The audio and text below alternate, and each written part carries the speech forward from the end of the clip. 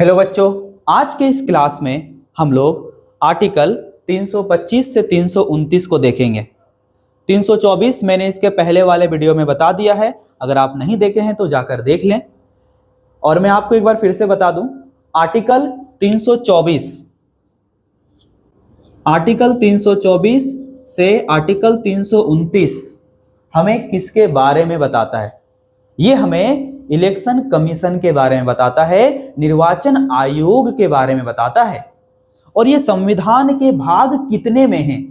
ये संविधान के भाग 15 में है। तो ये आपको याद रखना है, संविधान के भाग 15 में आर्टिकल 324 से 329 है, जो हमें इलेक्शन कमीशन यानी निर्वाचन आयोग के बारे में बताता है, उनके कार्यों, उनके संगठन, उनके शक्तियों के बारे में हमें बताता है। अब आर्टिकल 325 को देखते हैं कि ये क्या कहता है। आर्टिकल 325 कहता है कि कोई भी व्यक्ति, चाहे वो वोट देने वाला हो या वोट लेने वाला हो, कोई भी व्यक्ति चाहे वोट देने वाला हो, लेने वाला हो, उनके साथ जाति के आधार पर, धर्म के आधार पर, लिंग के आधार पर, जन्म स्थान के आधार पर भेदभाव नहीं किया जाएगा। यानी कि आप ये नहीं कह सकते कि जाओ तुम नीचा जाओ तो तुम्हें वोट देने का अधिकार नहीं है, नहीं हो सकता। या फिर आप ऊंचा जाओ तो आप सबसे पहले वोट दो, आप ब्राह्मण हो जी, आप आओ वोट दो सबसे पहले, नहीं, वैसे भी नहीं हो सकता। तो जाति के आधार पर आप, धर्म के आधार पर आप, लिंग और जन्म स्थान के आधार पर आप भेदभाव नहीं कर सकते, चाहे वोट लेने वाला हो या देने वाला, उनके साथ इस तरह का भेदभाव नहीं होगा। यह आर्टिकल 325 में कहा गया, यानी समानता का अधिकार मिला है 325 में वोट के लिए। अब आर्टिकल 326 हमें किसके बारे में बताता है? आर्टिकल 326 हमें बताता है कि लोकसभा और राज्यों की विधानसभाओं का चुनाव वयस्क मताधिकार के आधार पर होगा। मतलब चाहे लोकसभा का चुनाव हो रहा हो या चाहे राज्य के विधानसभा का चुनाव हो रहा हो, इन सभी का जो चुनाव होगा वो सर्ववयस्क मताधिकार, मतलब जितने भी व्यक्ति जो वयस्क हो चुके हैं, हमारे भारत में जिनका उम्र 18 साल हो चुका होता है वो वयस्क माना जाता है, वो वोट देने के योग्य हो जाते हैं, मत देने के योग्य हो जाते हैं। तो जो भी व्यक्ति वो वयस्क हो चुका हो वह क्या करेगा? वो मत दे सकता है, और दे सकता है। और लोकसभा का चुनाव उसी मत के आधार पर होगा। जब लोकसभा का चुनाव होगा तो सभी वयस्क व्यक्ति जाके मत देंगे। चाहे राज्य के विधानसभा का चुनाव होगा तो सभी वयस्क व्यक्ति जाके मत देंगे और सरकार को चुनेंगे। लेकिन आप कहिएगा कि अच्छा, जितने भी व्यक्ति 18 साल प्लस है सबको मत देने का अधिकार है, तो अगर वो व्यक्ति देशद्रोही होगा तो क्या वो भी वोट देगा? भाई देशद्रोही को कैसे रखोगे आप वोट देने में? क्या अगर वो पागल होगा तो वोट दे सकता है? नहीं जी, अगर आप पागल है तो वोट नहीं दे सकते। अगर आप कोई व्यक्ति देशद्रोही होगा तो वो वोट नहीं दे सकता। उन्हें इनसे अलग रखा गया है, वो सर्ववयस्क मताधिकार में नहीं है, वो वोट नहीं दे सकते। 18 हो, 30 हो, 25 हो, कितना भी उम्र हो, दिमागी रूप से जो अस्वस्थ हैं वो मत नहीं दे सकते। अब हम लोग बात करते हैं कि और क्या कहा गया आर्टिकल 326 में।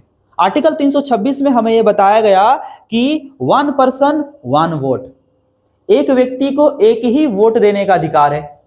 आप एक बार जाके 4-5 करके ऐसे नहीं टिप सकते, एक इंसान एक बार जाके वोट देगा। अच्छा, प्रत्येक व्यक्ति के जो मत होंगे, जो वोट होंगे, उनका वैल्यू समान होगा, उनका मूल्य समान होगा। अगर कोई बड़ा व्यक्ति है, पैसा वाला है, तो क्या उसका एक वोट का कीमत बहुत ज्यादा है? या कोई गरीब है तो क्या उसका एक वोट का कीमत बहुत कम है? वैसा नहीं है, प्रत्येक व्यक्ति के मत का मूल्य समान होगा। ये किस में बोला? आर्टिकल 326 में कहता है कि जो संसद है वह निर्वाचन के सभी पहलुओं को नियंत्रित करेगा। कहने का मतलब है कि जो हमारा संसद है वह निर्वाचन के लिए जो भी कानून बनना है उनको बनाएगा। चुनाव के लिए जो भी कानून बनना चाहिए उन्हें बनाने का काम किनका है? संसद का है। और संसद ने ऐसा कानून बनाया भी है। अब निर्वाचन के लिए पहलू क्या क्या हैं? जो चुनाव होंगे उनमें कौन कौन सी चीजें जरूरी है? भाई सबसे पहला चीज जरूरी है वो नामावली। लोगों का लिस्ट में नाम आना चाहिए। नामावली सबसे ज्यादा जरूरी है। अब नामावली में अगर गड़बड़ी हो जाए तो दिक्कत है। मेरे इलाका में 10 व्यक्ति रहते हैं, अगर मैंने 20 व्यक्ति का नाम छाप दिया तो, और 10 व्यक्ति दूसरे जगह का लाके बोला चलो वोट दो, तो ये तो भ्रष्टाचार कहलाएगा। तो इस तरह की कोई गड़बड़ी ना हो। मेरे इलाके में जो भी व्यक्ति रहते हैं जिनका उम्र 18 साल हो चुका हो उनका भी नाम इसमें होना चाहिए। अगर कोई व्यक्ति मर चुका है तो उनका नाम उस वोटर लिस्ट से हट जाना चाहिए। इन सभी के लिए तो कानून बनता है ना। बनाने के लिए कौन है? हमारा संसद। तो नामावली में किसी भी तरह का भ्रष्टाचार ना हो, संसद ने उसके लिए कानून बनाया। लोक प्रतिनिधि अधिनियम 1950 जो कि मतदाताओं के अधिकार की क्या करता है? रक्षा करता है। और क्या पहलू होंगे निर्वाचन के लिए? और एक पहलू है परिसीमन। मतलब जो भी चुनाव होता है उसके लिए निर्वाचित क्षेत्र होते हैं। चुनाव के लिए क्षेत्र होते हैं, निर्वाचन क्षेत्र कहते हैं उसे। ये जो निर्वाचन क्षेत्र होते हैं वो क्षेत्र कितने बड़े होंगे? जैसे कोई एरिया है वो इतना बड़ा है, 1 सीट, और कोई एरिया इतना बड़ा है, ये भी 1 सीट है। तो ये जो एरिया होते हैं जिसका परिसीमन किया जाता है कि ये 1 सीट है, ये दूसरा सीट है, ये किस आधार पर किया जाता है? ये जनसंख्या के आधार पर किया जाता है।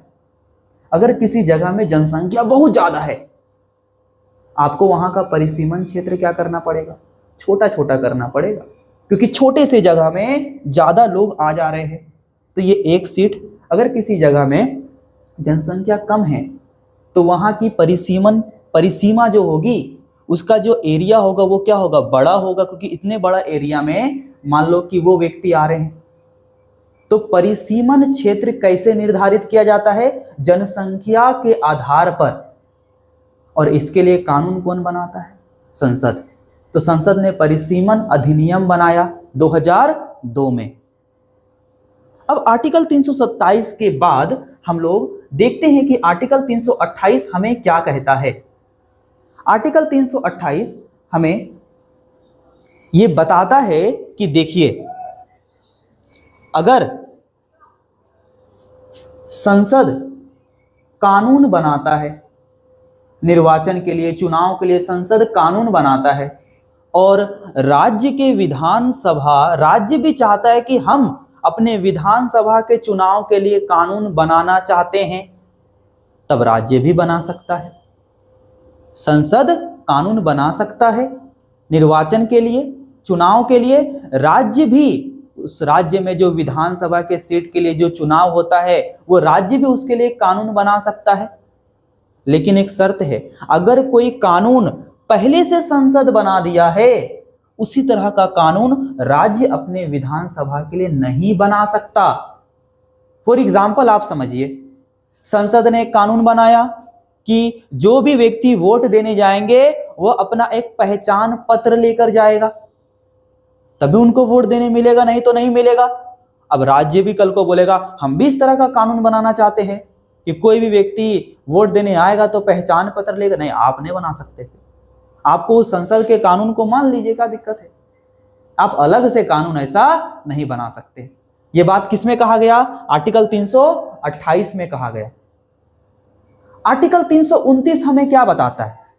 आर्टिकल 329 हमें बताता है कि जो राजनीतिक दल होंगे, जो पॉलिटिकल पार्टीज होंगी, वह इस बात को लेकर, इस मुद्दा को लेकर अदालत में नहीं जाएगी कि ये परिसीमन क्षेत्र, ये निर्वाचन क्षेत्र छोटा है। तो परिसीमन क्षेत्र के मुद्दा को लेकर कि मेरा क्षेत्र बड़ा होना चाहिए, मेरा क्षेत्र छोटा होना चाहिए, उस मुद्दा को लेकर कोई भी राजनीतिक दल जो है अदालत में नहीं जाएगी। और इसके साथ क्या बोला, इसके साथ ये बोला गया कि किसी भी राज्य में कितने विधानसभा की सीटें होंगी या किसी भी जगह में सीटें कितनी होंगी, निर्वाचन क्षेत्र कितने होंगे, कितने चुनाव आयोग ने वहां के निर्वाचन क्षेत्र को सुनिश्चित किया, कितने सीटों को सुनिश्चित किया, कितने सीटें आवंटित की दिया, उसको लेकर भी राजनीतिक दल जो हैं अदालत में नहीं जाएंगे। यानी राजनीतिक दल इस बात को लेकर अदालत में नहीं जा सकते कि ये परिसीमन क्षेत्र, मेरा क्षेत्र छोटा है या मेरा क्षेत्र बड़ा है। इस बात को लेकर भी नहीं जा सकते कि इस क्षेत्र में इतना सीट होना चाहिए या इस क्षेत्र में इतना सीट होना चाहिए। भाई ऐसा कैसे? इसमें आप याद रखिए, इलेक्शन कमीशन को निष्पक्षता के रूप में देखा गया कि जो इलेक्शन कमीशन है वो निष्पक्ष है, वह निस्वार्थ भाव से काम कर रही है, वो पारदर्शिता रखती है अपने कामों में, तो वो इस तरह के गड़बड़ी करेगी नहीं, इसलिए ये बात कहा गया। तो हमने अभी देखा आर्टिकल 325 से 329 हमें क्या बताता है। आज के लिए इतना ही, बाकी नेक्स्ट क्लास में हम लोग और भी कुछ देखेंगे।